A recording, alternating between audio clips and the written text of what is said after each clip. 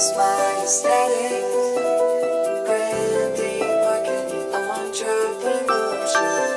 Greetings and welcome back to the Kiss My Aesthetic podcast. I'm so glad that you guys are back because we have a great topic for the girlies today and for the people that live with girls or are around girls or want to understand women. I think this is a good topic for everybody. So without further ado, Kate, will you please tell people who you are, what you do, and who you help? Yeah, so my name's Kate Morton. I'm a registered dietitian with a master's degree in human clinical nutrition, but I'm also a founder of a company called Funk It Wellness. We do all natural hormone health. Seed cycling was our main product, which if you're familiar with that, you get brownie points. If not, I'll be sure to tell you what it is in this episode. And yeah, I help anyone who is dealing with any kind of hormonal imbalances, painful period, anything really that you don't like about your period. We try to help you at least have a healthy relationship with. So tell us a little bit how you got into this whole world, because it's something that I feel like people are either really shy to talk about or don't talk about very openly. So I feel like we need to lay the groundwork before we get into the nitty gritty and all of your products and everything like that. Yeah. So honestly, I was in the same boat. I was super shy and super shameful when it came to my period. My TED talk was all about my first period story, and writing it was honestly traumatizing. I think I cried every day when I had to work on it because I didn't realize how much shame I held around it. But I got off birth control, and I was one of those people that always had those negative birth control symptoms, like really tender boobs or really bad migraines and really bad mood swings. And so when I got off of it, I was so excited. I was like, this is it. This is my time. Let's go. No, I had awful hormonal acne, irregular cycles, really heavy periods when they did come, was a different person the week before my period. And being a dietitian, I was like, there has got to be something that helps our period. If over half of the population has a period almost every single month, why isn't there anything? And I was looking and there was nothing I would take. I've got pretty strict ingredient standards and kind of very skeptical of the supplement world just after working in the hospital for a while. So then I was like, I guess I'm going to have to do it. And so I started Funk It, and it really started out, I made the seed cycling kits for myself. Then my friends wanted them. So then I started making them for my friends, and they were paying me whatever. I was this is how much it costs. Just pay me. Then their friends wanted it. Then family member wanted it. So then I'm grinding all these seeds during the pandemic in my kitchen in a hazmat suit because it's the beginning of the pandemic. And I was like, I just think there's something here. And it turns out there is a big something here that we all do want to feel better. And we want products that are truly better for us to help our menstrual cycles, but not just the products, the education. We were talking, before we hit record of this isn't talked about. People don't talk about their periods. They don't talk about their menstrual cycles. I thought menstrual cycle and period were the same thing for years. Yeah, I don't think you're the only one there either. I think there is just kind of a shyness about it. And thank goodness for TikTok and Instagram for making all of these things more shareable and more you can actually go find the information instead of trying to figure it all out by yourself or ask your mom or your sister or your cousin or something. But explain to us seed cycling and what seed cycling is and how that actually affects your menstrual cycle. Yeah. So if you've never heard of seed cycling before, it's as simple as first step 1, you're going to track your period. Step 2, you're going to eat ground pumpkin and flaxseed, 1 tablespoon of each from the first day of your period until you ovulate. If you don't know when you ovulate, it's usually halfway through your cycle. If you have an app or track your temperature, that's another way to find out. After you ovulate, then you switch to ground sesame and sunflower seeds. And it's actually really cool because I didn't even realize how much nutrition seeds have in them. They're essentially the placenta of the plant. They have everything they need to grow a whole new big plant. So they're really good for you too. And so in the beginning half of your cycle, you're supporting estrogen with magnesium, omega-3 fatty acids, zinc, fiber, all these amazing things. And then after you start ovulating, sesame and sunflower have vitamin B6, vitamin E, selenium, more zinc, more magnesium, more fiber. So it really just works to support estrogen and progesterone in a really easy food-based way. All of this is so interesting to me. I'm from California, so all the food health and food science is very much a part of our culture. So I think the thing that maybe people can be confused about is we used to get a lot of these kind of chemicals and things from not chemicals, but compounds, right? Essential nutrients from our food, and now we don't as much. Is that kind of the case? That's at least my understanding. Why is it that now seed cycling, why do you think it's taking off now more so than it did even 10, 15 years ago? Yeah, that's actually such a good question. I wish I had the actual answer to it. I can tell you what girl, I you're think. Good. I'll tell you what I think though. And I think you're spot on. I think we're really busy. I think we're busier than we've ever been. And I don't necessarily think that's for the better. I'm slowly learning I just turned 30 that busy's not better. I think we're really busy. I think our food has changed a lot, even in the past 10 or 15 years. And we probably aren't going to know the extent of that for years and years to come. So that's one. True. I think too, also the community around menstrual cycles, periods, breaking these stigmas, these taboos, speaking up. I actually think that's the main reason it's growing. And then brands as well, like we're all talking about it. Like my full-time job is to sit here and get to tell people about food, nutrition, menstrual cycle. That just taught a class at UT today. Like there's so much more awareness, I think, is the biggest thing in my opinion. Yeah, and there's a huge education gap, right? Like a lot of even they're saying now that a lot of menstrual products aren't even used with real blood in any of the labs. That like it's just been within the last few years or even this year that is starting to happen, which is crazy, right? Because like there's such a gap between the way that the female body works and the male body works. And we know so much more now because we're sharing about it more. And you do such a good job of this on your social media. I love your onesie. Please tell us of how Cycle School came about because I'm like, oh my gosh, this girl gets it right away. Okay, so Cycle School, if you guys tune into our Instagram, every single week I get on there in this vulva costume that I made. I made it for Halloween like 4 years ago because when I first started this business, I was like super angry and I was like, take down the patriarchy, smash everything. Yeah. And I'm actually not as angry as I used to be, which is probably good for my mental health. I've healed a lot, but that's where the costume came from. I like wore that around Austin for like a month. I would wear it like everywhere and be like, do you know what I am? And like make videos about it. And so then amazing. I love that costume.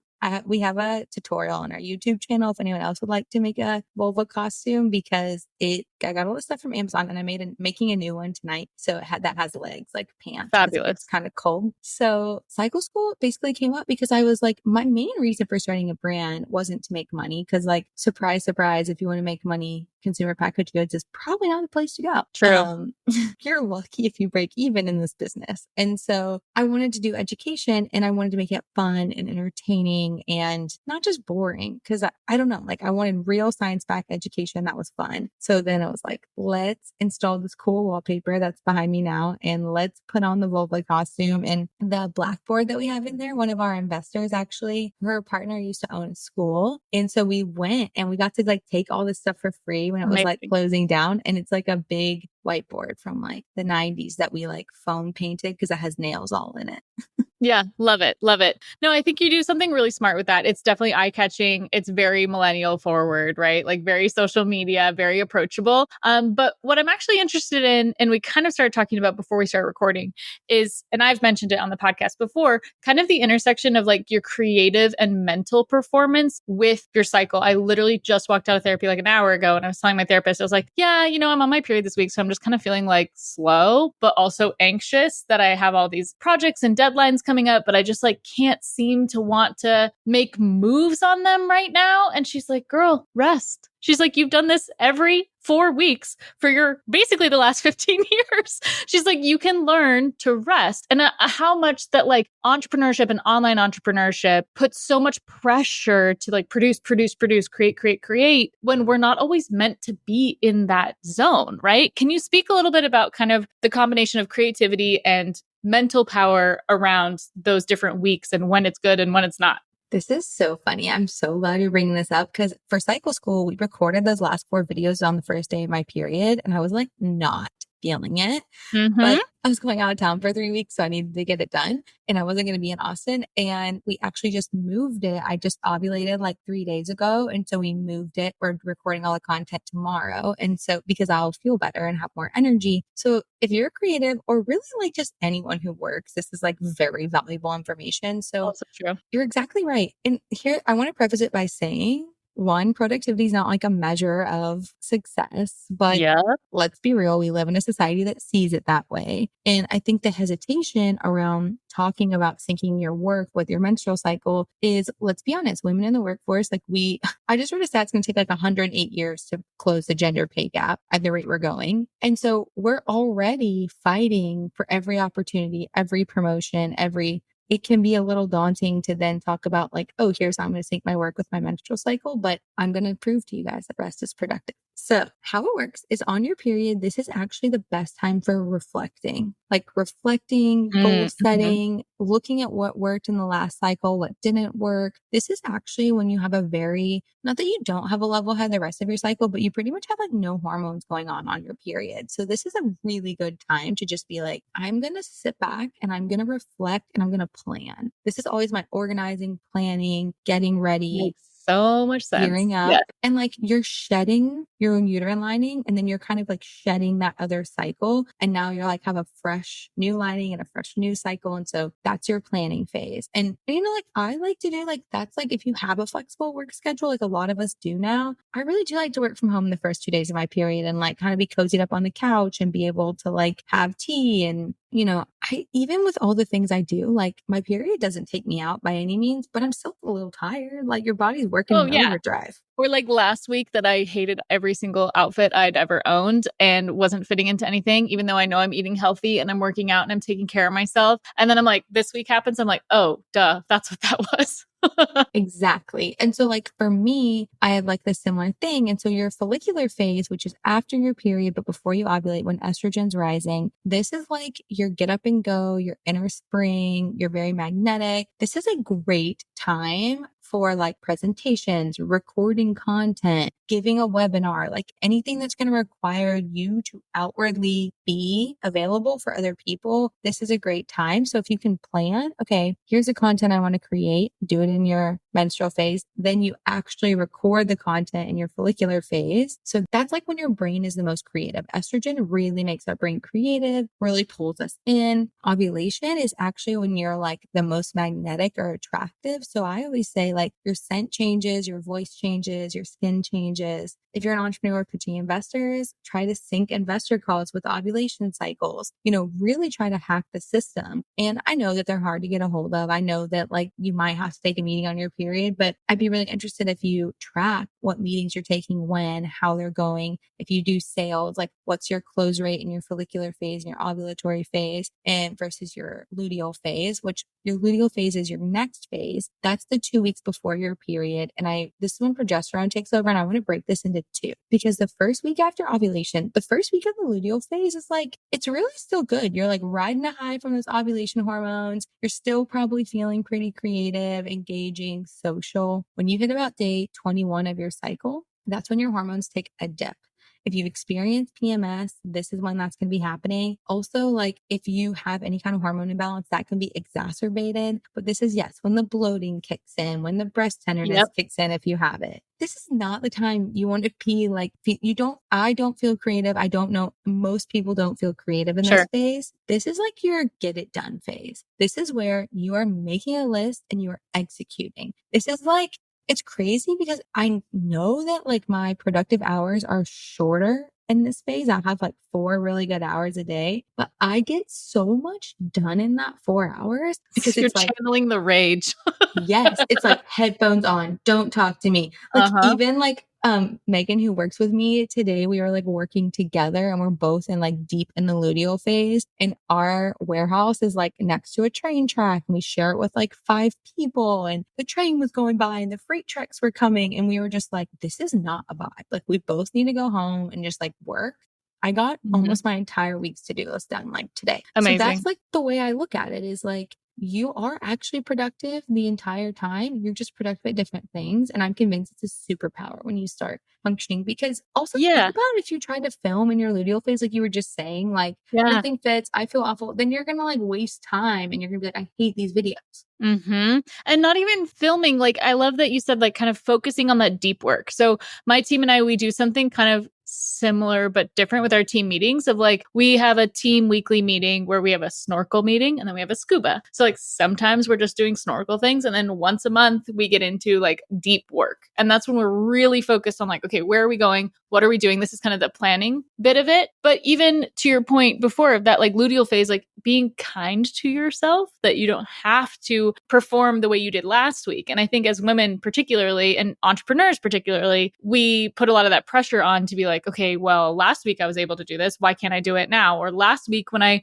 was at the CrossFit gym, I could lift this and now I can't. Or it's easy to go negative instead of leaning into the like, okay, well, what do I need and what's going to make me the best version of myself so that I actually enjoy what I do. Like, I know if I'm luteal phase, I want the biggest glass of red wine, steak, and dark chocolate. Like, I am iron deficient. I need these in my body because I know it's going to make me feel better. So talk to us about how the seed cycling stuff, you did a bit before, but how did you start learning about all of it and how it plays into that? And what are the kind of impacts that you see of people that start doing seed cycling when they are being that person that's like, I feel all over the place and now I'm seed cycling and I feel what's the result? Yeah, that's such a good question. So honestly, like the reasons I started doing it is because my hormonal acne was out of control and I was having to call off of work because my periods were so bad. Yeah. And I was in my early 20s. I'm like, I'm trying to take over the world. Like, I don't have time to be down for 2 days every single month. And so for seed cycling, it kind of works different for everybody, but we have a little bit of a timeline we talk people through. And so in the first month, that's like if you have like a lot of nutrient deficiencies, and specifically I find breast tenderness and mood swings are really linked with like vitamin E and vitamin B6.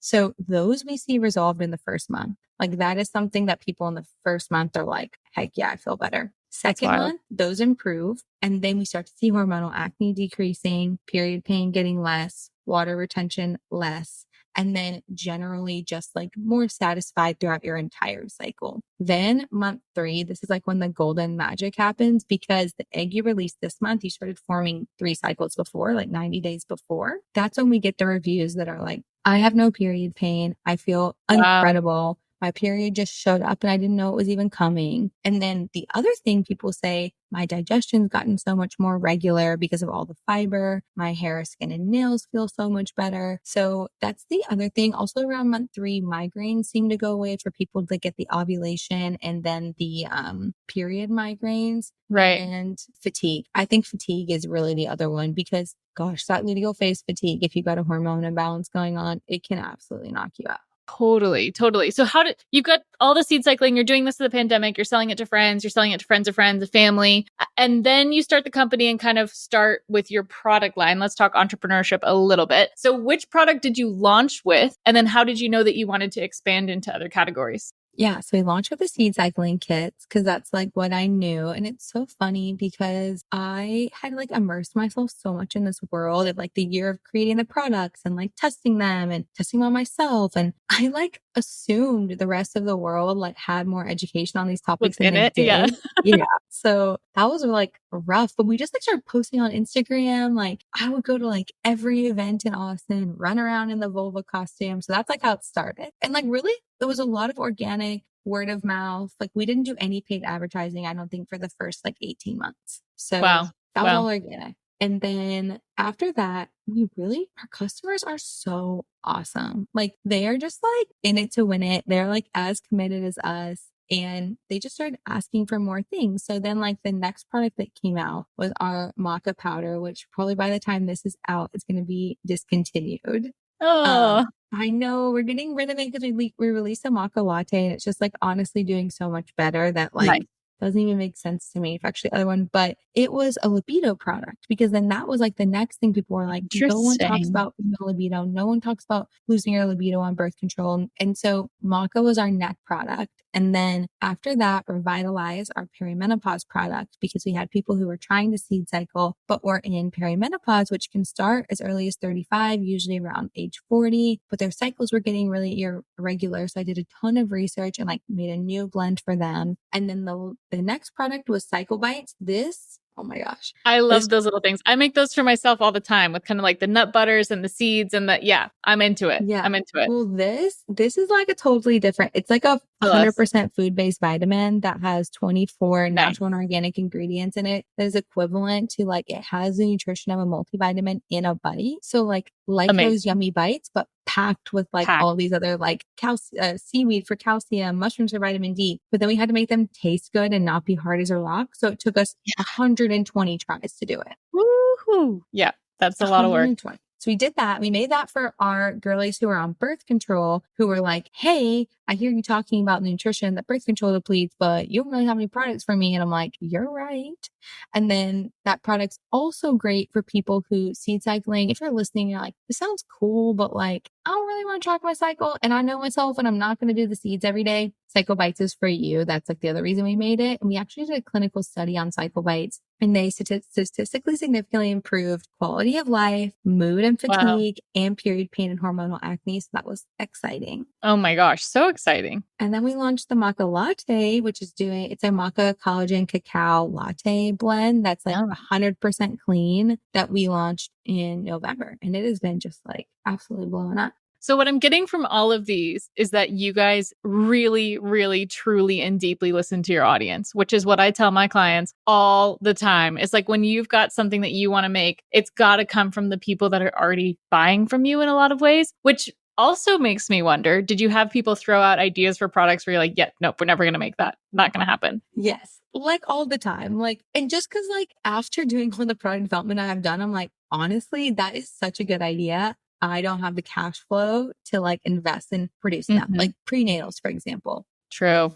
If I'm making a prenatal, I'm doing it right. And that's going to cost hundreds of thousands of dollars that I don't have right now. I'd love to do that. Like once we have enough money to do that. But that's like something I tell people is like the products we make, we invest a lot of time, a lot of money, a lot of resources into really making sure they work. Because the last thing I want to do is sell you something that doesn't work or that I know is complete BS, which like so much of the supplement industry is. So much. There's so much BS. Yes. Yes. So interesting. Okay. So you've got the one product that the Cycle Bites, you did 120 rounds on.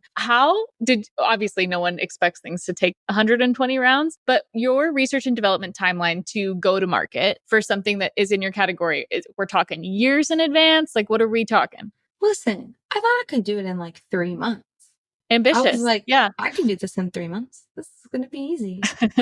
No, it took a year and a half. Yeah. And yeah. And I went and filmed like a popular entrepreneurial TV show that I like can't say the name of, but of course. it never aired. But we were like rushing to get this product like ready to go on. And I remember it was like the 125th run. And I was like, you know what, guys? Like we were like at our food scientist, like not house, like lab. And we're like running the product. He agrees to manufacture it for us in a small batch. We finally hit it like days before I have to fly out to California. And so I was like, oh my gosh. Thank goodness that worked out. It's exhausting. And I think I see this on our client side too, right? It's like we're helping with a lot of the packaging and the branding and the social. And you can have all the best intentions in the world of like, we're going to open on this day. We're going to launch on this day. And I think it's like part of that slice of humble pie from the entrepreneurship world is like your best laid plans are subject to change, right? And you kind of have to be able to roll with the punches. Is there a product that you are most proud of that you're like, the way that we pulled this off or the way that this got people introduced to us, like really feels like near and dear to your heart, even if it doesn't have the most sales? Oh, honestly, the maca collagen latte was probably like my favorite. Like it was like, cause I think I've had so much experience now launching products. Like I had the launch timeline correct. I had the manufacturing timeline correct. We were able to do enough test runs. Like I feel like a lot of what I had learned from that Cycle Bites, I'm the most proud of from a scientific standpoint. Sure. But the execution, like I learned so much creating that product. So yeah, the maca latte was the smoothest launch. So ooh, we love that one. I was hoping you'd say that because I'm kind of on my own exploration of cutting out coffee completely. So I've not had coffee now for like 2 months, which has been huge for me because I didn't really identify as someone with a lot of anxiety. And then I've been going to neurofeedback. Do you know what neurofeedback is? No, tell me. Is that where? Very interesting. Like not EMDR. No. It's not. But it is I'm actually going to have my neurofeedback. She's a PhD in neuropsychology. I'm going to have her on the podcast. So hopefully these two will be closely linked.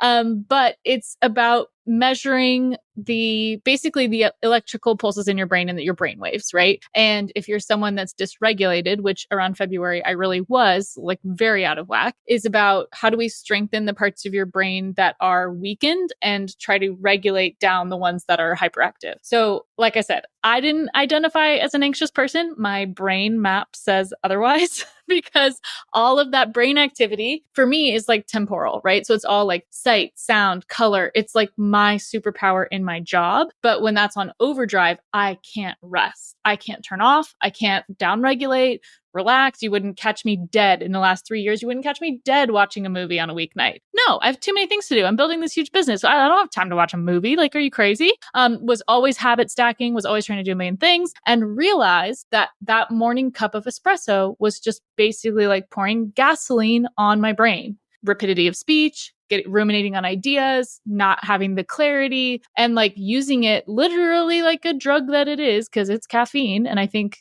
coffee is going to be the new cigarettes for our generation in a lot of ways. And then switched over to more of like a matcha, or like did mud water for a hot minute, teas, herbal, more things like that. Because it wasn't so much that I wanted the caffeine, as like I wanted the ritual of drinking something warm and tasty. You know what's so interesting? That is why I like when I started working on this product was because I didn't drink coffee or alcohol for 12 months. And Wow. I drank both those things again, but it was the best I ever Fair felt in enough. my life. But I was like the same way. I was like, and like cacao does have like stimulating benefits that Sure. aren't like the explosive stimulant that caffeine is. And then like collagen's great for gut lining, kind of can help balance things out. And so that's like when I started this journey of like, I think this is a good idea, was when I wasn't drinking coffee, because I was like, tea just wasn't cutting it for me. And like Right. matcha still had a lot of caffeine in it. Yeah, no, it definitely does. And it's interesting how it does hit so different though. Like, and I think I'm so interested in trying different things now because I've isolated what about a morning cup of coffee do I like? I mean, I love coffee shop culture, don't get me wrong. But if even a year ago, I'd heard myself say, I would have been like death over decaf kind of person. Like, there's no chance you're going to catch me drinking decaf coffee. Like, it's too much a cornerstone of my personality. And now I think I just turned 30 last year. So I'm a year older than you. I'm like, okay, we got to make some lifestyle changes here. So it's like part of the neurofeedback, part of the coffee thing, part of realizing like maybe I don't always need to do a high intensity workout, but like I can enjoy a Pilates or a yoga because the benefits are more than just physical, it's mental. And I think we're all in that kind of phase of, it is kind of that new frontier of like, call it self-discovery or internet learning of like, okay, maybe I don't need to do what I thought I always had to do, and things can be just as successful and just as fine. Are you also hitting that? You were nodding along. Oh yeah. I've like been hitting that probably for the past like 18 months. It's something about like 29th year of life. I feel like you just start to like, your body genuinely isn't working the way it was. You can't get away with going out all night and drinking and not sleeping and then waking up and having the most productive day ever. And then also owning a business, like owning a business I own a health and wellness business. It wrecked your health. my health. I ended up in therapy with 2 autoimmune diseases. Like, it wrecked me. And so it's interesting because I reintroduced and like, look, caffeine and hormones too have a really delicate balance. It is a delicate dance. And so it's called like everyday dose. It's like only 40 milligrams of caffeine. There you go. But I'm still addicted to it. I didn't have it the other day. And we were like driving out of town to like go somewhere for the weekend. I'm like, you have to stop. You have to give me a Diet Coke. I have a migraine. It's because I needed caffeine. Oh my gosh, that first sip of a crisp Diet Coke on a road trip. Like, we sound like addicts. Do you know what I mean? Like, it's an addiction. It's like, it's full-blown addiction. But it's also in the same way that like social media can be an addiction, and trying to work too much can be a total addiction, right? Like, I think now I just had that conversation with my mom this morning, who's kind of in this phase of her team is growing and scaling, but she's also scaling back in a lot of different ways. And she was kind of lamenting about how, well, I feel like if I don't have this thing that I used to have, then I failed. And I said, no, like the goalposts have moved. We're looking for different goals now. Like, can you sleep well? Do you have enough balance? Can you take the weekend off? Are you like able to put your phone down and walk away? Right? Because that if we build up like so much of our personal confidence in our business on like just a few pillars, then all the other things get kind of forgotten. And I think that that's a really interesting place to be in, because you have to kind of challenge yourself and humble yourself. There's a saying like new level, new devil, right? Like, as you progress, it's not that it gets easier, it's that the challenges are different. And I think that, I'm very much in that phase of figuring out like, okay, not like how do I biohack my life, but how can I make better choices so that I can do my job better and actually work less? Because I'd like to work less and make a lot more money. personally. I think that's the goal. And I think too, that's like the goal in life. Like, what's the minimum input for the maximum output? Like, that's how Of we work course. as humans. Like, that's why seed cycling works for hormone health. It's very easy. It's very simple, but it's very impactful. It's why we have a good retention rate. It's why our customers don't leave. Like, Yeah. but it's the same thing, like with work. Like I realized I was working harder, not smarter. And I was just like Yep. running in circles, burning myself out. And I had an addiction to productivity. That's why I prefaced so many things earlier about productivity was like, I look back and then maybe I had to do this in the beginning of my business. Cause sometimes in the beginning, look, you do just have to get over it and do it. But the to-do list I would do in one day is really what it should be a week. Like you shouldn't be just like Same. constantly churning out Same. like everything, you know? Yeah, because you can't give your brain a break. And especially in a creative field or in entrepreneurship, when your biggest asset is also clarity of like making good decisions. Like if I can work on someone's logo for 45 minutes and it's the perfect logo, I would much rather have that than to be stuck in an endless loop for 4.5 hours, second guessing myself and not loving what I'm doing and then doubling back and then not like, I'll take the first option all day, right? But I can't get there to like a place of mental clarity if I'm running myself into the ground, not going to bed until midnight, not eating well, not taking care of my body, not listening to when I need to break or not. So I think, again, like these are all themes that everybody tells you, but until you're on the other side of the coin and you're like, oh, this is what you're talking about with burnout. Oh, I'm here now. It's hard to describe to someone, right? Because it sounds like a willpower conversation when it's really not. Yeah, I've had this conversation with my therapist so many times about like, I just feel like I could be doing more. Like 2 things I said to her that I can't believe ever came out of my mouth. But if you are an entrepreneur, you will relate. I said, 1, the first thing I ever said to her, I'm scared to come to you because I'm scared if I heal my trauma, I won't work as hard. I've said this before. Yep. And honestly, that's true. But I work different and I'm doing just as well. And then 2, I said to her, I just feel like I shouldn't be sleeping and I should be working all the time because that's what I should be doing if I own a business. And like both times she just looked at me and it's like when you say it out loud, almost you're like, oh my gosh, that's not fair to myself, to anyone. No, it's not fair to anyone. And also, let's not forget like how lucky and blessed and privileged we are to even have businesses in the first place that allow us to do something that we love. Like, let's not take that for granted either, right? And to like be able to be at this place, I think that's what I tend to lose sight of. And that's where a lot of my, I think, like working hard kind of pressure comes from is like, oh, well, not everybody gets to do what they like. Therefore, I should but then that's not fair to ourselves either, right? Like just imagine you're doing the same thing and you're beating yourself like up, like we said before, when you're literally your body chemically is not in a place to help you produce your best ideas. Like it's just silly in retrospect, but it's easy to forget these things in entrepreneurship and as well as just like being a female existing in late stage capitalism, you know? And most of my thoughts like that come in my luteal phase that week before my period, or like the imposter syndrome creeps in like the week before my period. Like, who do I think I am doing this? And then I'm ovulating. I'm like, yeah, who do I think I am? I'm the best. So like Exactly. It changes throughout the month, like how you feel about it. Oh, it's the whole message of the new Taylor Swift song that's like, who's afraid of little old me? Like you could read that in 4 different voices and the tone would be totally different. You know what I mean? The like 4 phases of your menstrual cycle, like all the tones. Literally. Oh my goodness. Okay. We've covered so much. We talked all about your products. We talked about entrepreneurship. We talked about, getting a better understanding. If someone's just listening to this episode and they're like, okay, I'm kind of picking up what you're putting down, but I need way more information to be on this bandwagon. Where's the first place that you usually send people to get info? I would guess probably one of your socials. Yeah. So I have a podcast where we like exclusively talk about periods and hormone health. It's called Period Chats. If you're a podcast person, go there.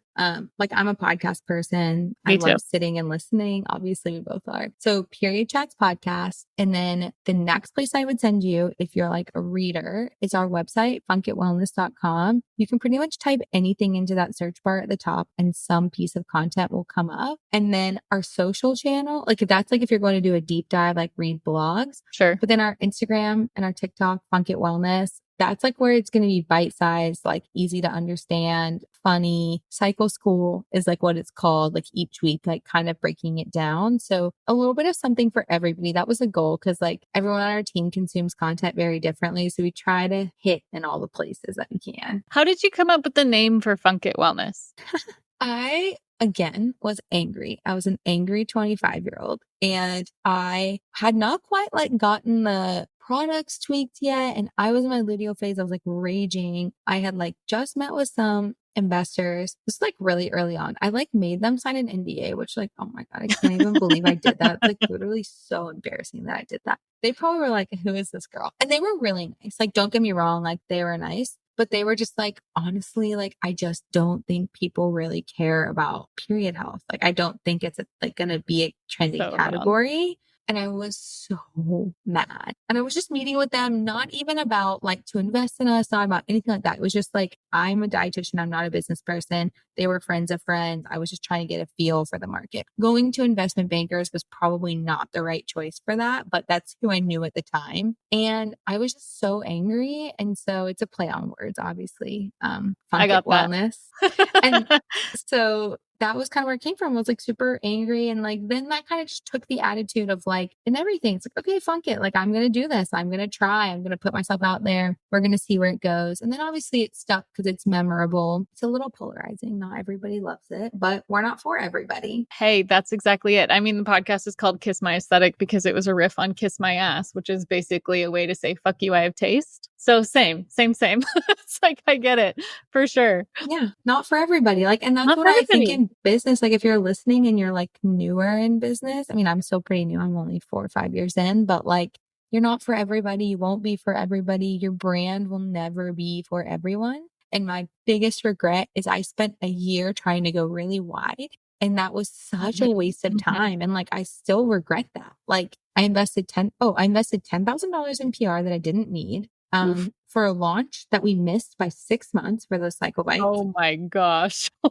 Yep. That we went super wide that year. And I think I almost burned myself into the ground. Like I literally ended up in the hospital at the end of that year with Hashimoto's because it was oof. So I think that was like a side tangent, but you can't be everything to everybody. No, you can't be everything to everybody. And there's also this, it's so easy to fall into that trap of thinking that that's how you're going to catch the most fish, right? Is like, if I cast the widest net, I'm going to get the most fish. You're going to dredge up so much other stuff. You're going to get so much other stuff that you didn't want, where it's like, just cast a line for the fish that you want. Like, just throw it out there and it's okay. And like, if you catch 5 really, really good fish, that's how these things grow, right? It's like, you get that core customer that's been with you from day one. They are your ultimate PR company. They are your ultimate social media, right? Because they will talk about you when you're not in the room. And this is kind of what we call like brag-worthy status, is like, this is what takes your brand from just being a brand to being something that people can't shut up about, right? And that's what we're all striving for, because that outlasts whatever algorithm, whatever trend, whatever come here today, gone tomorrow kind of stuff. And we're looking for long game, I think, right? You know what brand I feel that way about? Who I tell all my friends about? Rocket Money. Oh, really? Not affiliated with Rocket Money. If you're listening and you work for Rocket Money, hit me up. Wow. Changed my life. Like budgeting wise, as an entrepreneur, money is always stressful, and it really did. But it's one of the first brands I've ever I'll just bring it up in a conversation, and I'm like, oh my gosh, I hope that like other people feel this way about my brand, because like I get so excited like when my friends use it or they sign up for it. But yeah, that's that. Like. No, so that's random. Exactly it. Okay, well, you got to pitch Rocket Money and see if they'll sponsor your podcast then. Because if you're saying it already organically, just go straight and be like, "Hey guys, I talk about you all the time. Do you want to underwrite the show?" I should message them. Way to do it. Hit me up, Rocket Money.